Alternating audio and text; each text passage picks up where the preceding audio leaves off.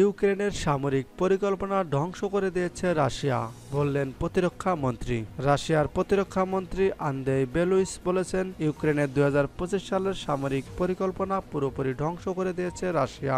শুক্রবার এক বৈঠকে তিনি জানান, রাশিয়ার সামরিক বাহিনীর অগ্রগতি ইউক্রেনের প্রধান সামরিক ইউনিটগুলোকে দুর্বল করে দিয়েছে।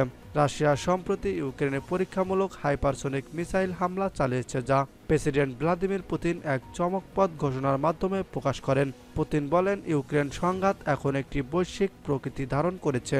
ভ্লাদিমির পুতিন আরও সতর্ক করেছেন, যেসব দেশ তাদের এই অস্ত্র ইউক্রেনকে ব্যবহার করতে দিচ্ছে, সেই সব দেশ সামরিক স্থাপনায় আঘাত হানার অধিকার মস্কো রয়েছে।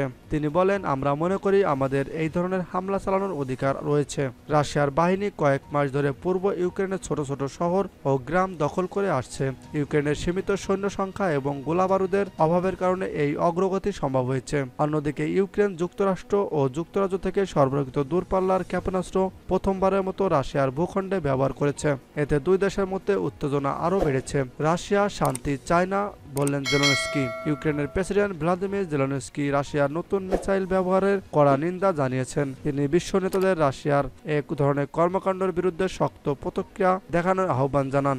জেলেনস্কি বলেন, এই হামলা প্রমাণ করে যে রাশিয়া শান্তি চায় না।